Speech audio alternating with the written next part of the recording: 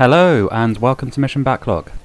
Spider-Man is the fourth review in this backlog playlist series, which I've been playing over the last couple of months. The previous game in the playlist was Hogwarts Legacy, which I have a review for as well if you'd like to check it out.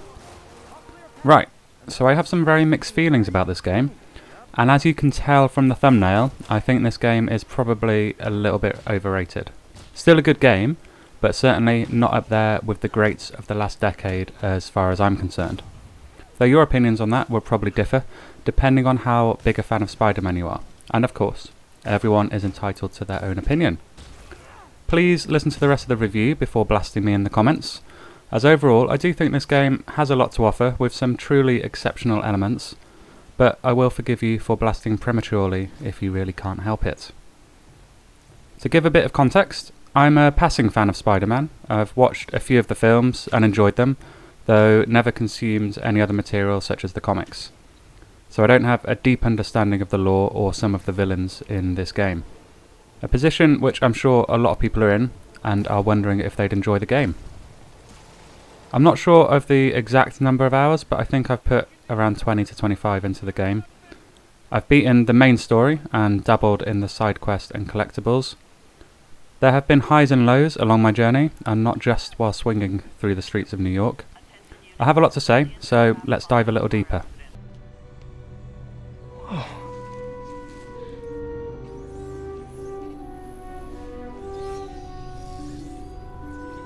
You started without me. The grant committee's director will be here soon. So, if you've ever watched a Spider-Man movie, you'll know what to expect here. The whole game is like playing through a movie, and I think the story from this game could just as easily have been made into one.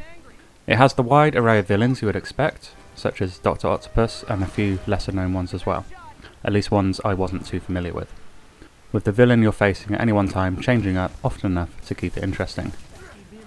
You also have the usual characters surrounding Spider-Man, such as MJ and Aunt May, and Miles Morales has a strong presence as well, setting everything up for the next game in the series. There's a fair bit of time spent with these characters, both as Spider-Man, getting to know them, and in the case of MJ and Miles, actually playing certain missions as them. More on that later. There weren't any characters I overly disliked, but at the same time, there weren't any I really warmed to either. Though that would likely be different if you're a big Spider-Man fan and already have strong attachments to all of the characters.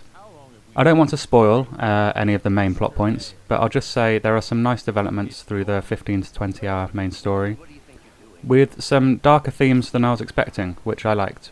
It is a bit slow to get going, but it really ramps up in the second half, with an action-packed blockbuster finale.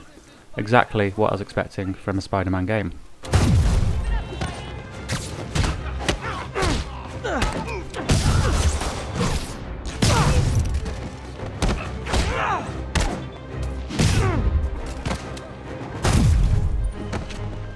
Now the gameplay is where I have a wide array of opinions. Let's start with the good, in fact the great parts of the game. The feeling of being Spider-Man that Insomniac have created is absolutely incredible.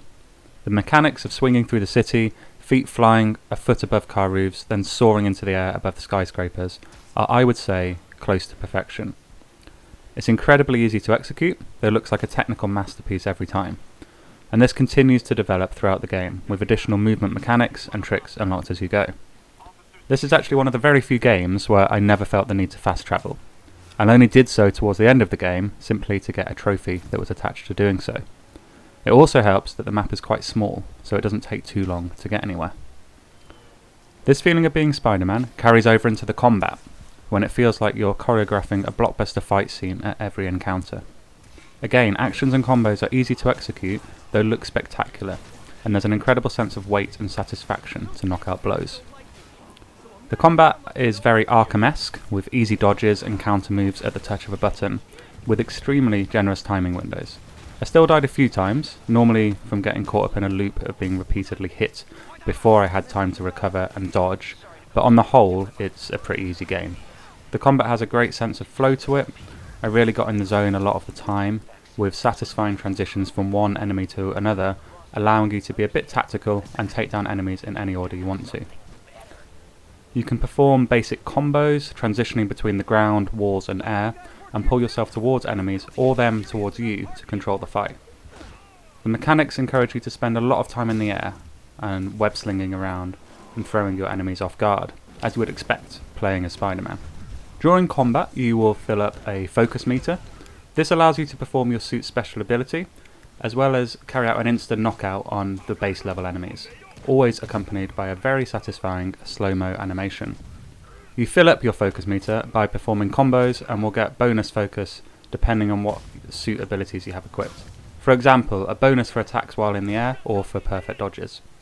There are a ton of suit abilities, with each suit having its own one, which thankfully, once unlocked, you can assign to any other suit, so you never have to compromise if your favourite looking suit doesn't have the ability to one. You can just pick and choose between them. You also have a wide range of web-based gadgets to help in your fight, such as the impact web that blasts enemies to the wall, or my favourite, the web bomb, which ties up multiple opponents at once, allowing the time and space to focus on who you want. Using webbing is another way of defeating enemies, as once they're stuck to an object, that's them out of the fight. So clever and frequent use of your gadget arsenal is often critical to a successful fight. I found myself using most gadgets and combat moves fairly often, so though easy, there is a decent amount of variety in the combat. However, that same variety doesn't carry over into the enemy variety. Bosses aside, I think there's only really 5 or 6 enemy types in the game. I won't spoil them, though I definitely felt new enemy types were lacking in the second half of the game, and it did become quite repetitive, fighting endless waves of the same enemies over and over again. There are plenty of boss battles throughout the game, though unfortunately aside from the visual spectacle, they are all lacking creativity when it comes to the gameplay, with almost all of them being simple dodge so many times, or tie them up in webbing, attack during the window, then rinse and repeat until done. From a gameplay perspective, they all felt very similar, and I would have liked Insomniac to have mixed things up a little more here. Nonetheless, the bosses are always a visual spectacle, as is the rest of the game, with many blockbuster action sequences littered throughout the story. However, many of these action moments incorporate QuickTime events, which I'm not a fan of, and I feel they completely ruin the pacing and flow of an awesome moment if you miss one. I'm really not a fan of QTEs, and I wish they would be retired from the gaming landscape. I can but dream. There is decent variety within the mission design, though I couldn't stand the stealth missions playing as MJ or Miles, during which you're helpless and the complete opposite of the power fantasy that you want playing as Spider-Man. I'm supposed to be playing a Spider-Man game, not a stealthy reporter or a teenage child game, and there's not just one of these missions, there's a handful, and I really did find them mature to get through right from the very first one. The stealth missions where you actually play as Spider-Man, on the other hand, are really fun, and serve to break up the intense combat that make up large portions of the mission design. You can stealthily grab people from above with some animations that never get old, littering a ceiling with a dozen cocooned enemies. You also have several gadgets again to deploy, such as tripwires, and can distract enemies by firing your web at certain objects. All in all, the stealth gameplay is nothing groundbreaking, but very well executed and fun to do. As well as the stealth missions, there's dozens of really easy, boring puzzles thrown in that add nothing to the game. It's always just one of 2 puzzles as well, so there's no variety to them throughout the game, both of which are very simple, taking place on a handheld screen, not even incorporating the world around you. They really do just feel like a filler to pad out missions, and I think the game would have been better without them, or just keep them as optional side activities. They also employ a trope that's found in a lot of other games, which is a real pet peeve of mine, and that's forcing you to play side missions to unlock the next story mission. It doesn't happen all the time, but it does happen at least 3 or 4 times throughout the story. This is just a way of padding your game length, and in my opinion is lazy design. Now don't get me wrong, there is some pretty decent side content in this game, and I had periods when I just spent an hour or so doing side missions or collectibles to upgrade my gear. But I want to do it when I feel like it, not when I'm forced to. The whole idea of side missions and collectibles is that they are supposed to be optional. Speaking of secondary content, there is a huge amount to tackle, including a plethora of collectibles, enemy bases to take down, crimes to stop, acrobatic challenges, and many others. It's all reasonably well done, and actually gives tangible rewards in the form of tokens, which can be used to unlock new suits, gear, and upgrades. So there was always a reason to go out of your way to photograph that landmark or take down that enemy base. I love the amount of costumes available in the game. I enjoyed them all, even as someone that doesn't know the origins behind most of them. So I imagine a hardcore fan will adore them. I also love that your suit choice carries over into the cutscenes and loading screens, a really classy move that enhances your immersion in the game. All of the suits are unlockable in-game, and as far as I can tell, you can't pay real money for any of them, which is very refreshing. You just have to complete collectibles and side activities to lock them, and some of them you unlock just by progressing the story.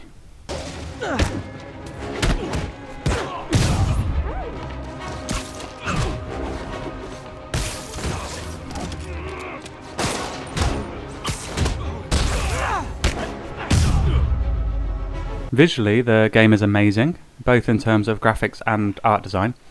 The representation of New York they've created is breathtaking, with immense verticality to play with and streets that feel truly alive, with cars everywhere and densely populated sidewalks. One of the benefits of not making an open world too large is that you can create detailed worlds such as this to explore. There's something happening around every corner and conversations going on around you. It feels like you're in a living, breathing world. There are fantastic draw distances and vistas with a brilliantly atmospheric day and night cycle. It feels very different swinging through the skyscrapers at night, with all the buildings lit up and neon signs everywhere. Even though it's on last gen hardware, I didn't really notice I was playing on an older console. They really have got the most out of the PlayStation 4 here. The animations are incredibly well done throughout, both when swinging and in combat, and it's one of the main reasons that you feel like Spider-Man, I think. The frame rate is solid throughout. I never experienced any major dips, so there's no breaking of the immersion from stuttering. I also never experienced any crashes, or really any bugs or glitches to speak of, that I can remember anyway. All in all, a very well optimised game for the PS4.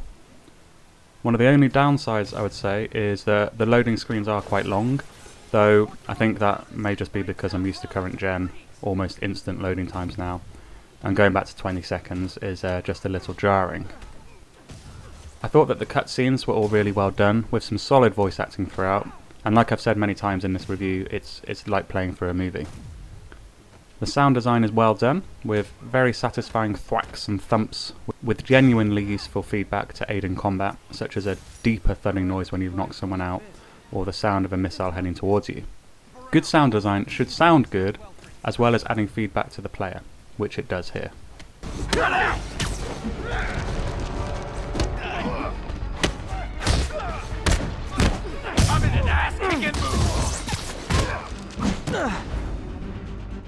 On to the next one.